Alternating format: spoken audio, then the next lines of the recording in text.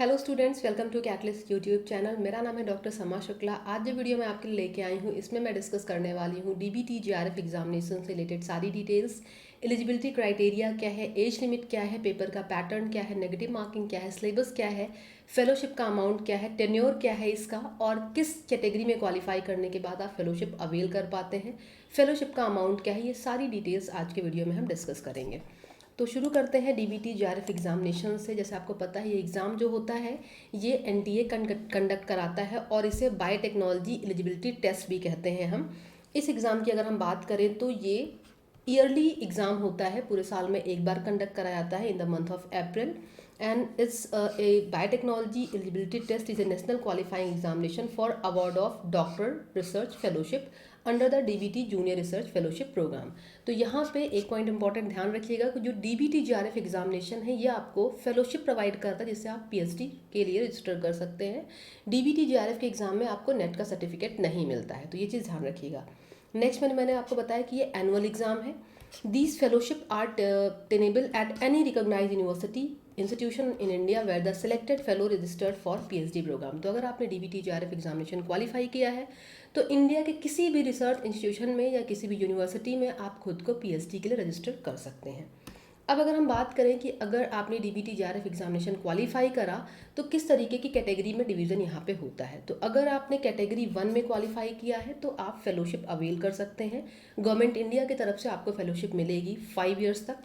और अगर आपने कैटेगरी 2 में क्वालिफाई किया तो वहाँ पे फेलोशिप का अमाउंट नहीं होता है। तो फर्स्ट ऑफ ऑल कैटेगरी 1 में देखेंगे कि based on the performance in biotechnology eligibility test BET, two categories of merit list shall be prepared, that is category 1 and category 2, and if you are going to qualify in category 1 you will be eligible to avail fellowship at any recognized university institution across India where the candidate enroll for PhD। जहाँ से भी आप खुद को PhD के लिए register करेंगे वहाँ से आपको फेलोशिप का अमाउंट मिलेगा, राइट। लेकिन अगर आप कैटेगरी 2 में क्वालिफाई करते हैं तो यहाँ कैटेगरी 2 में क्वालिफाई करने के बाद आपको गवर्नमेंट ऑफ इंडिया की तरफ से फेलोशिप नहीं दी जाएगी। अगर डीबीटी फंडेड कोई प्रोजेक्ट रिलीज होगा तो वहाँ पे आप खुद को रजिस्टर कर सकते हैं, उसमें आपको फेलोशिप मिल सकती है, राइट।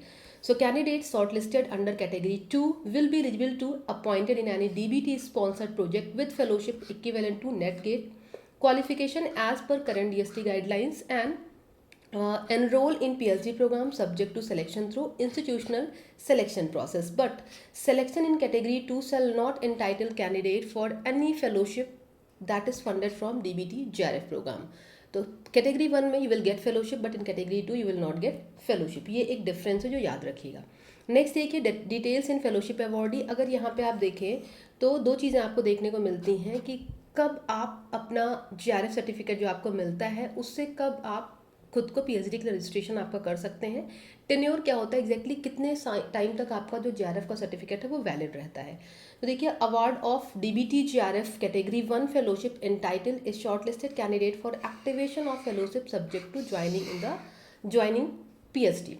देखिए, जब आपको जीआरएफ का सर्टिफिकेट मिलता है तो किसी भी इंस्टीट्यूशन में आप रजिस्टर करते हैं खुद को पीएचडी के लिए। उसके बाद पूरी डॉक्यूमेंटेशन की प्रोसेस होती है, वेरिफिकेशन होता है, फिर आपका जो एनरोलमेंट है वो पीएचडी के लिए होता है। और एक इंपॉर्टेंट पॉइंट कि program and subsequent registration of PhD from recognized university institution across India within 2 year from the date of issuance of fellowship award letter. तो ये एक इंपॉर्टेंट पॉइंट है कि जब आपको जीआरएफ का सर्टिफिकेट मिलता है उससे 2 साल के अंदर आपको कहीं ना कहीं किसी भी इंस्टीट्यूशन में खुद को पीएचडी के लिए रजिस्टर करना होता है, क्योंकि इसकी जो वैलिडिटी है वो 2 ईयर्स की होती है। तो जिस दिन आपका अवार्ड लेटर आपको मिलता है, जिस डेट से उसको एक्टिवेट किया आता है, उस दिन से जब तक आपका 2 साल पूरा होता है उसके बीच में आपको अपना फेलोशिप एक्टिवेशन कराना होता है, आपको खुद को कहीं भी पीएचडी के लिए रजिस्टर करना होता है। तो ये 2 ईयर्स का टेन्योर आपको मिलता है। ये सेम टेन्योर आपको सीएसआईआर में मिलता है और तभी आप वहाँ पे फर्स्ट ईयर से एलिजिबल होते हैं। नेक्स्ट देखिए, such category qualifying candidates will be eligible to avail fellowship grant under DBT JRF program. और कैटेगरी 1 में क्वालिफाई करने वाले स्टूडेंट्स को जो फेलोशिप का अमाउंट होगा वो डीबीटी बॉडी फंडेड होगा। Enrolment under the fellowship grant includes research fellowship. इस कैटेगरी में जब आप कैटेगरी 1 में क्वालिफाई करते हैं तो आपको फेलोशिप मिलेगी, you will get contingency, you will get HRA, right.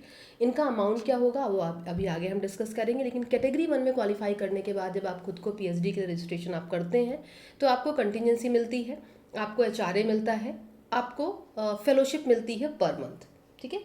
अब नेक्स्ट देखिए कि किन स्टूडेंट्स को फेलोशिप मिल रही है और उसका अमाउंट क्या है और कितने टेन्योर उसका क्या है एग्जैक्टली, कितने साल तक आपको पीएचडी के लिए फेलोशिप मिलती है, राइट।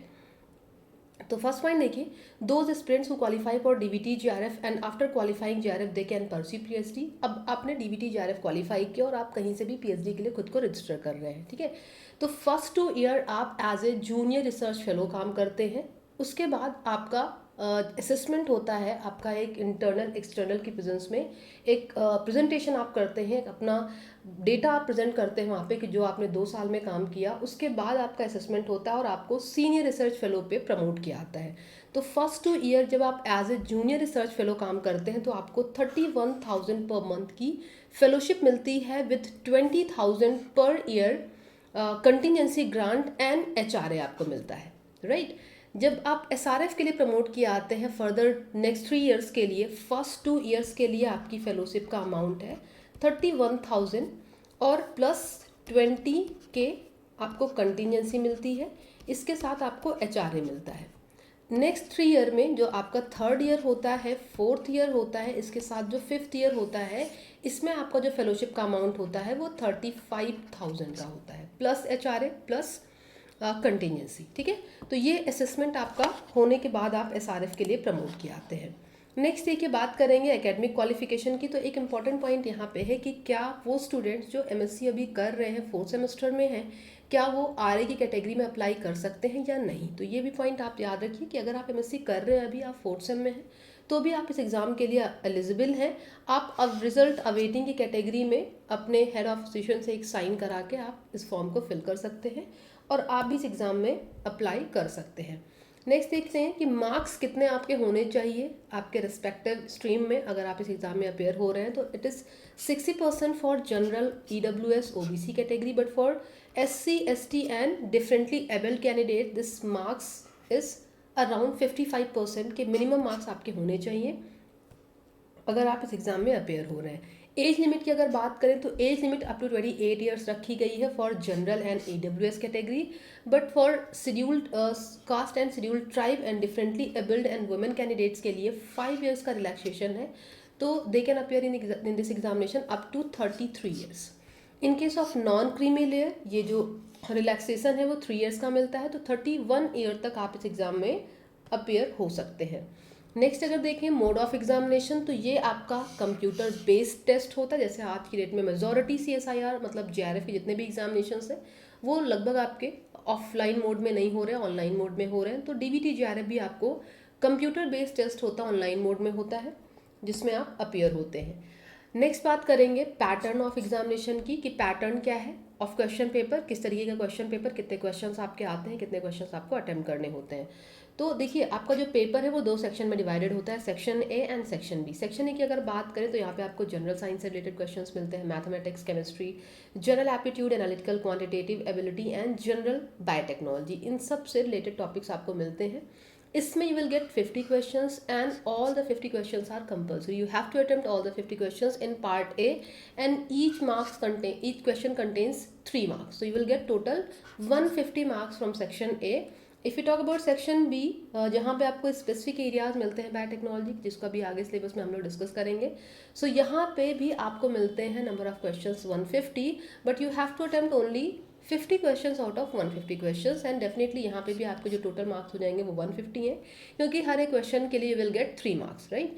सो टोटल जो पेपर आपका हो गया ये 300 का हो गया। 50 क्वेश्चंस आप पार्ट ए से अटेम्प्ट कर रहे हैं, जिसमें चॉइस नहीं है आपके पास, आपको सारे 50 क्वेश्चंस अटेम्प्ट करने हैं। पार्ट बी में बहुत चॉइसेस होती हैं और यहीं पे जो बच्चे CSI नेट लाइफ साइंसेज के प्रिपरेशन करते हैं उनके लिए ऑप्शंस होते हैं पार्ट बी में अच्छा करने के, क्योंकि यहाँ पे जो सिलेबस होता है वो काफ़ी कुछ सिमिलर होता है CSIR के और आप मेजॉरिटी क्वेश्चंस कर सकते हैं पार्ट बी में। पार्ट ए के सब्जेक्ट में थोड़ा सा चैलेंज आपके लिए होता है, तो वहाँ पे आपको ज़्यादा केयरफुल रहना होता है। नेगेटिव मार्किंग भी है पेपर में, वो आगे हम डिस्कस करेंगे। नेक्स्ट देखिए मीडियम ऑफ क्वेश्चन पेपर की अगर हम बात करें तो केवल इंग्लिश में ये पेपर आपका होता है, ये बाइलिंगुअल नहीं होता है। नेक्स्ट देखेंगे क्वेश्चन पेपर में आपके नेगेटिव मार्किंग किस तरीके की है। तो नेगेटिव मार्किंग DBT JRF के दोनों सेक्शन में आपको देखने को मिलती है, part A as well as part B. तो पार्ट ए में आपको पता है कि each question carries 3 marks and there will be negative marking for each incorrect response. Number कितने डिडक्ट आपके होंगे पर नेगेटिव मार्किंग 1 नंबर आपका डिडक्ट होगा, पार्ट ए में भी as well as part B में भी, और दोनों के क्वेश्चंस आपने देखा 3 नंबर के होते हैं। नेक्स्ट देखेंगे कि टाइम कितना मिलता है आपको इस एग्ज़ाम को में अपियर जब आप होते हैं, तो आपको मिलने वाले हैं 3 आवर्स, 3 घंटे का ड्यूरेशन आपका मिलता है। और अगर हम DBT 23 की बात करें तो ये आपका 23 अप्रैल को होने वाला है। टाइमिंग इसकी होने वाली है 3 PM to 6 PM, तो 3 आवर्स का ड्यूरेशन है इस एग्ज़ाम के लिए। नेक्स्ट अब बात करेंगे सिलेबस की। सिलेबस इंपॉर्टेंट है क्योंकि सिलेबस इसका काफ़ी कुछ मिलता है CSIR से विद सम डिफरेंसेस। तो पार्ट ए में ऑब्वियसली थोड़े डिफरेंसेस हैं, मैंने पहले भी बोला कि पार्ट ए में आपको थोड़ा ज़्यादा सिलेक्टिव होना होगा क्योंकि पार्ट ए का सिलेबस थोड़ा सा डिफरेंट है CSIR से। तो देख लेते हैं पार्ट ए में, जहाँ पे एप्टीट्यूड और जनरल बायोटेक्नोलॉजी का पोर्शन आपको मिलता है। तो सिलेबस अगर हम देखें तो biomolecular structure and function, methods in biotechnology का पोर्शन है जो टेक्निक आप पढ़ते हैं, organization of structure and function of prokaryotic as eukaryotic cell as well as cellular process का टॉपिक है, रिकॉम्बिनेंट DNA टेक्नोलॉजी जो टेक्निक का पोर्शन आपको मिलता है, जेनेटिक्स का क्वेश्चन आपको मिलता है, फाइलोजेनेटिक्स के क्वेश्चंस मिलते हैं, एवोल्यूशन के क्वेश्चंस मिलते हैं, जीनोमिक्स एंड प्रोटियोमिक्स के क्वेश्चंस मिलते हैं। तो जीनोमिक्स प्रोटियोमिक्स पे भी आपको प्रिपरेशन करनी होगी। IPR है, बायोसेफ्टी है, बायोएथिक्स, इन सब के क्वेश्चंस आपको मिलेंगे पार्ट ए के सेक्शन में। पार्ट बी की बात करें जहाँ पे हम जनरल बायोटेक्नोलॉजी से रिलेटेड टॉपिक्स की बात करेंगे, तो यहाँ पे आप देखेंगे एग्रीकल्चर बायोटेक्नोलॉजी सिलेबस में, animal biotechnology, biochemical engineering and industrial biotechnology, bioinformatics and computational biotechnology, environmental biotechnology, marine biotechnology, medical biotechnology, molecular and human genetics, neuroscience and pharmaceutical biotechnology. तो ये सारे टॉपिक्स हैं जो आपके DBT पार्ट 2 में पूछे जाने वाले हैं।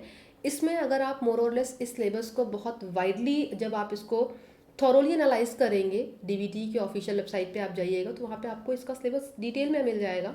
तो आप देखेंगे तो सिलेबस के डिटेल में जब आप जाएंगे तो आपको काफ़ी कुछ चीज़ें ऐसी मिलेंगी जो आप CSIR के प्रिपरेशन में पढ़ते हैं, और यही वजह है कि मेजॉरिटी बच्चे जो CSIR के प्रिपरेशन करते हैं वो आसानी से DBT का एग्ज़ाम क्वालिफाई कर लेते हैं अगर उन्होंने सिलेबस की PYQs की प्रॉपर एनालिसिस की हुई है। अब थोड़ा सा देख लेते हैं जो DBT 23 का एग्ज़ाम होने वाला है, उसके लिए एप्लीकेशन फॉर्म ऑलरेडी स्टार्ट हो चुके हैं, आप देख सकते हैं 10 मार्च से। आई होप आप लोगों ने फिल कर दिया होगा फॉर्म, नहीं किया है तो कर दीजिए फटाफट से। और इसमें अगर आप डेट देखें तो ये एग्ज़ाम आपका 23 अप्रैल संडे को होने जा रहा है। डेट टाइमिंग मैंने ऑलरेडी बताई 3 PM to 6 PM।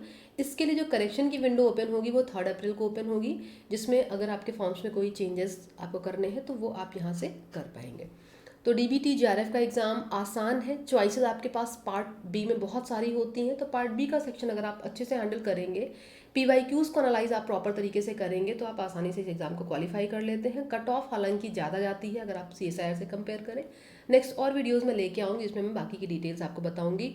अभी एक सीरीज़ और मैं शुरू करने वाली जिसमें मैं DBT JRF में जो PYQs आपके आए हैं, जिसमें कुछ ऐसे PYQs हैं जो बहुत ज़्यादा फ्रीक्वेंटली आते हैं, जिनका रिपीटिशन देखने को मिलता है, तो सभी PYQs मैं नेक्स्ट सीरीज़ में लेके आने वाली हूँ। कोई और क्वेश्चन आपके दिमाग में हो DBT JRF से रिलेटेड तो आप कमेंट सेक्शन में पूछ सकते हैं, मैं वहाँ पे आपको रिप्लाई करूँगी। वीडियो अच्छा लग रहा है तो लाइक करिए, अपने फ्रेंड के साथ में शेयर करिए, जो कोई भी DBT की प्रिपरेशन कर रहा है उसको हेल्प मिलेगी। Thanks for watching this video.